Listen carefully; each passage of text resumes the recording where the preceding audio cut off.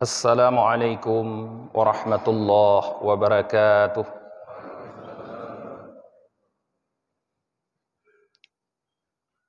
Alhamdulillahilladzi anzalal Qur'an hudan linnasi wa bayyinatin minal huda wal furqan. Asyhadu an la ilaha illallah wahdahu la syarika lah wa asyhadu anna Muhammadan abduhu wa rasuluhu la nabiyya ba'dah. Allahumma salli wa sallim wa barik ala sayyidina Muhammad wa ala alihi wa sahbihi ajma'in. Amma ba'd. Puji dan syukur senantiasa selalu kita curahkan, kita limpahkan kehadirat Allah Subhanahu wa taala yang senantiasa terus memberikan berbagai macam rahmat dan nikmat di dalam kehidupan kita. Walaupun sebahagian besar di antara kita terus bergelimang dengan maksiat, dengan kekufuran terhadap nikmat-nikmat yang Allah berikan tersebut. Dibarengi dengan salah dan salam dari kita kepada penghulu kita, Nabi Muhammad sallallahu alaihi wasallam, pada keluarga dan para sahabat beliau sekalian. Guru-guru kami, para alim ulama, orang-orang tua kami, dan seluruh jamaah salat subuh yang dirahmati oleh Allah yang kami muliakan. Sebagaimana kita maklum bersama bahwa 17 Ramadan adalah merupakan momen peringatan nuzulul Quran. Hal ini didasarkan oleh firman Allah Subhanahu wa taala. Syahrul Ramadan alladzi unzila fihil Qur'an hudan linnasi wa bayyinatin minal huda wal furqan.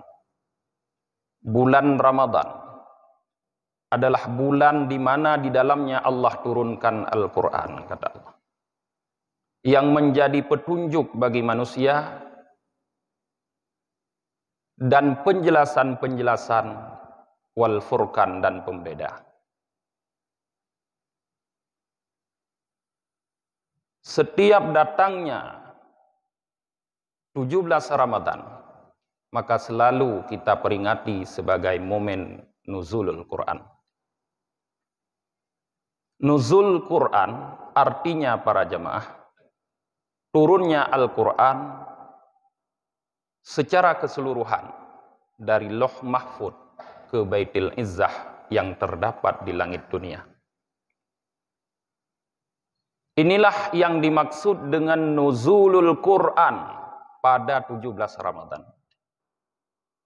Karena turunnya Al-Quran kepada Nabi Muhammad kemudian tidaklah cuma pada bulan Ramadan, tetapi terus turun secara berangsur-angsur selama 22 tahun, 10 bulan, 22 hari, sesuai dengan persoalan yang dihadapi oleh Rasulullah sallallahu alaihi wasallam. Kemudian para jamaah yang dirahmati oleh Allah Subhanahu wa taala, pagi ini kita ingin melihat bagaimana sikap kita terhadap Al-Quran tersebut.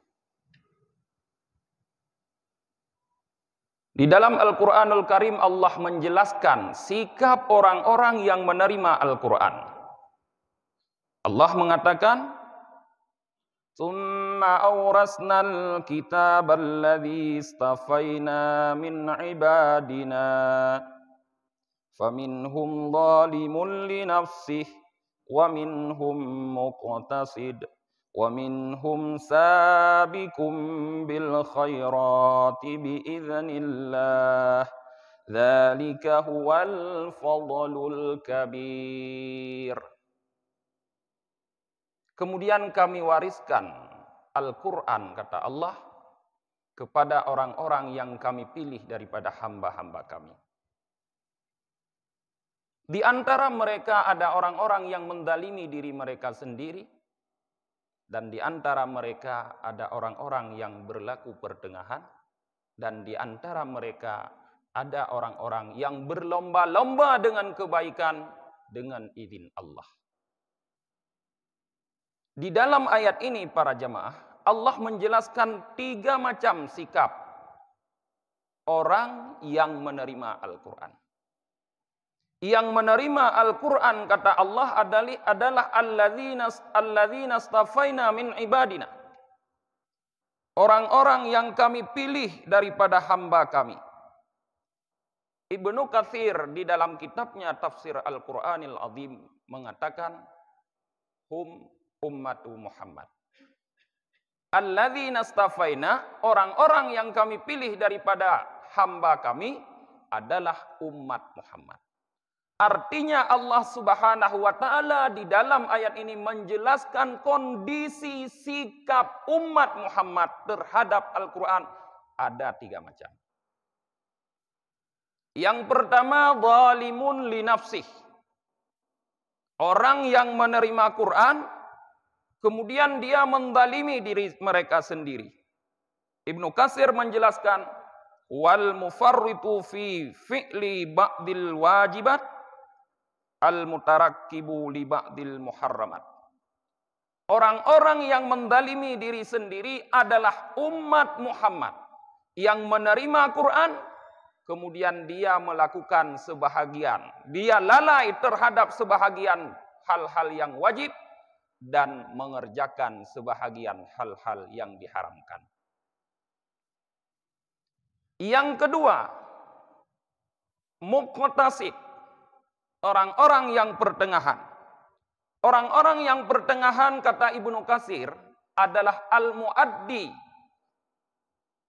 wajibat, orang-orang yang melakukan kewajiban-kewajiban dan meninggalkan yang dilarang, yang haram, tetapi mereka meninggalkan sebahagian yang sunat-sunat dan melakukan sebahagian yang makruh. Ini muqtasid. Yang ketiga, sabiqum bil khairat. Orang-orang yang berlomba-lomba dengan kebaikan dengan izin Allah. Ini adalah orang-orang yang melakukan semua yang wajib dan yang sunat dan meninggalkan semua yang haram, bahkan sebahagian yang mubah mereka tinggalkan. Inilah para jamaah 3 kondisi atau sikap kita umat Muhammad dalam menerima Al-Quran. Maknanya ada di antara kita yang benar-benar melakukan semua yang wajib dan meninggalkan semua yang haram. Ada juga yang wajib-wajib saja dilaksanakan, tapi yang sunat tidak dilakukan. Ada juga yang lalai melakukan kewajiban, bahkan sering terjerumus ke dalam hal-hal yang haram para jamaah. Kemudian para jamaah, dari 3 kondisi ini akan mengakibatkan 3 keadaan di hari kiamat kelak, atau di saat kita dibangkitkan oleh Allah Subhanahu wa taala. Rasulullah sallallahu alaihi wasallam dalam satu hadisnya bersabda, ummati salatu aslas. Umatku terbagi menjadi 3/3, kata Rasulullah. Atau 3 kelompok. Fasulusu yadkhulunal jannah bighairi hisab wala adab. Sepertiganya akan masuk surga tanpa hisab dan tanpa adab. Mereka adalah sabiqum bil khairat. Jadi orang-orang yang melakukan semua yang wajib, yang sunat, meninggalkan semua yang haram, yang makruh, bahkan sebahagian yang mubah, nanti di akhirat akan masuk surga tanpa hisab dan tanpa adab. Langsung mereka dalam surga. Fasulusun, sepertiga lagi kata Rasulullah sallallahu alaihi wasallam, yuhasabu hisaban yasira summa yadkhulul jannah. Mereka akan diperiksa, akan dihisab dengan hisab yang ringan. Kemudian mereka baru masuk surga. Fasulusun, dan sepertiga lagi adalah mereka yumahhasuna wa yuksyafuna. Mereka dicoba oleh Allah dan dinampakkan kepada mereka azab.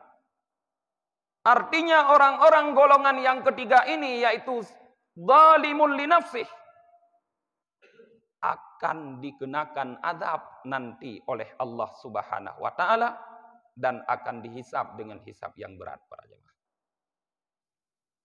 Kemudian setelah mereka diazab oleh Allah Subhanahu wa taala, setelah mereka dicoba oleh Allah Subhanahu wa taala di mahsyar nanti, datanglah para malaikat melapor kepada Allah Subhanahu wa taala.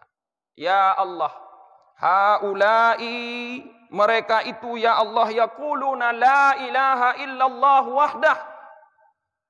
Tidak ada Tuhan kecuali Allah wahdah, sendirinya. Kemudian Allah berfirman, sadaku, mereka benar. La ilaha illa ana, tidak ada Tuhan kecuali aku, kata Allah.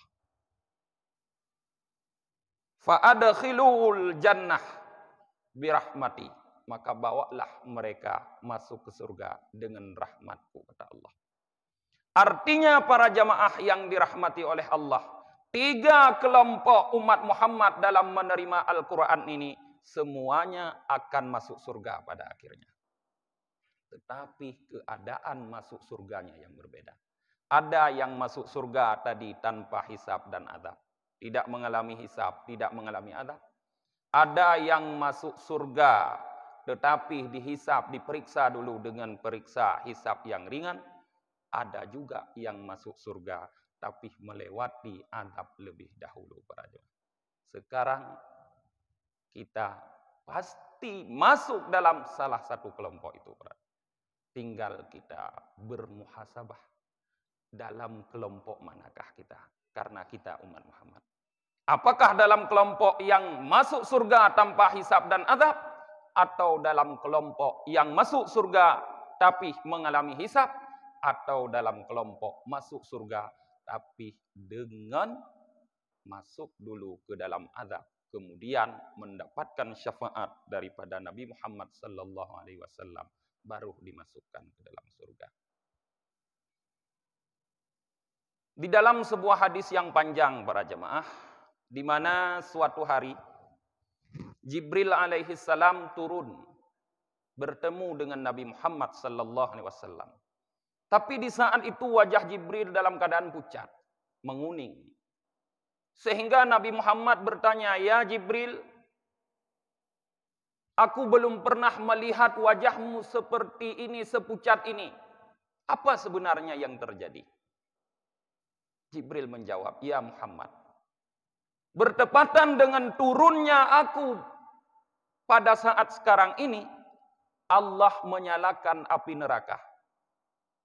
1000 tahun Allah nyalakan api neraka sehingga warna api neraka itu merah. Kemudian dipanaskan lagi oleh Allah, dinyalakan lagi selama 1000 tahun yang lagi sehingga api neraka itu berwarna hijau, biru. Kemudian dipanaskan lagi oleh Allah sehingga api neraka itu berwarna hitam. Inilah yang membuat wajahku menjadi pucat," kata Jibril. Kemudian Rasulullah bertanya kepada Jibril, "Ya Jibril, siflin jahannam." Wahai Jibril, coba ceritakan kepadaku bagaimana neraka itu. Maka Jibril bercerita para jemaah. Singkat ceritanya para jemaah, di saat Jibril telah menceritakan neraka yang pertama, apa namanya dan siapa penduduknya, sampai neraka ke-6, kemudian Jibril diam. Tidak melanjutkan cerita. Padahal kita tahu jemaah bahwa neraka itu ada 7 pintu. Diam Jibril. Lalu Nabi Muhammad bertanya, "Wahai Jibril, kenapa kamu diam? Kenapa kamu tidak melanjutkan?" "Ya Muhammad, aku tidak sanggup melanjutkan." "Lanjutkan wahai Jibril." Lalu Jibril mengatakan, "Wahai Muhammad, neraka ke-7 yang akan masuk ke dalamnya adalah ahlul kabair min ummatika. Para pelaku dosa besar daripada umat. Artinya zalimul li nafsih tadi. Orang-orang yang sering mengerjakan yang haram. Di saat Rasulullah sallallahu alaihi wasallam para jamaah mendengar ada umatnya yang masuk neraka, maka Rasulullah menangis dan beliau pingsan. Setelah beliau sadar, beliau meminta Jibril untuk melanjutkan. Lalu Jibril melanjutkan. Bahwa pada hari kiamat kelak, ada orang-orang yang dimasukkan oleh Allah ke dalam neraka daripada umat Muhammad. Yang mereka tidak dirantai, tidak dibelenggu, tidak dipasangi dengan syaitannya masing-masing. Berbeda dengan umat-umat yang lain. Orang-orang umat-umat yang lain setiap masuk neraka itu pasti dirantai berpasangan dengan syaitannya masing-masing. Dirantai di lehernya dan kakinya dipasangkan dengan syaitan lalu diseret masuk ke dalam neraka. Tapi umat Muhammad yang pelaku dosa besar itu masuk ke dalam neraka tanpa dirantai, kata Jibril. Kemudian sampainya mereka di dalam neraka, mereka semua mengatakan la ilaha illallah. Di dalam neraka mereka bertahlil. Sehingga api neraka lari, surut, tidak mendekati mereka. Lalu malaikat Malik mengatakan, ya nar, ahrikuhum. Wahai neraka, bakar mereka. Neraka menjawab, bagaimana aku membakar mereka padahal mereka mengucapkan la ilaha illallah. Kata malaikat Malik, bakar mereka. Walaupun mereka mengucapkan la ilaha illallah, bakar mereka. Karena ini adalah perintah Allah Subhanahu wa taala. Maka dibakarlah mereka kecuali hati dan wajah mereka. Kenapa hati dan wajah tidak dibakar para jemaah? Karena hati mereka terdapat cahaya iman di dalamnya, yaitu kalimat tauhid la ilaha illallah, sedangkan wajahnya sering sujud. Artinya orang ini orang salat, bukan orang tidak salat, orang beriman, bukan orang kufur para jemaah. Sehingga jelas ini adalah umat Muhammad yang mungkin antaranya termasuk kita. Na'udzubillahi min dzalik. Kemudian setelah mereka dibakar oleh Allah Subhanahu wa taala, malaikat Malik bertanya kepada mereka, ya haulai, hai kalian, siapa? Man antum, siapa kalian? Kenapa kalian berbeda dengan orang-orang yang lain masuk neraka? Sebahagian mereka yang lain masuk neraka dipasangi dengan syaitan masing-masing dirantai, tapi kalian tidak. Mereka menjawab, nahnu min ummati Muhammad. Nahnu mimman unzila alaihil kitab. Kami adalah orang-orang yang diturunkan kitab Al-Quran dulu. Malaikat Malik mengatakan, bukankah Al-Quran itu diturunkan kepada Muhammad? Iya, kami adalah umat Muhammad. Setelah itu mereka dibakar kembali oleh Allah Subhanahu wa taala sehingga mereka lupa terhadap Nabi Muhammad, tidak teringat lagi. Karena kerasnya azab di dalam api neraka. Kemudian Allah perintahkan kepada Jibril, ya Jibril, ittala'u ilan nar fanduru kaifa hali ahliha. Wahai Jibril, coba pergi ke neraka, lihat bagaimana keadaan penduduk neraka. Datanglah Jibril ke neraka.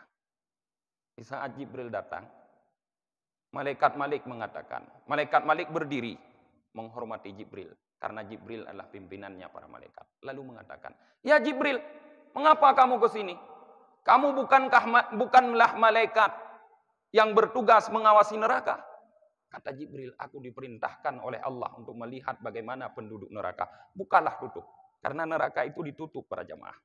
Bukalah tutup, kata Jibril, aku akan melihat bagaimana penduduknya. Lalu Jibril membuka, malaikat Malik membuka tutup neraka.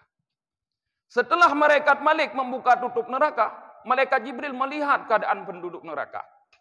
Rupanya penduduk neraka yang tingkat 7 tadi, yaitu ahlul kabair daripada umat Muhammad, melihat ada seorang malaikat yang lain perawakannya, berbeda.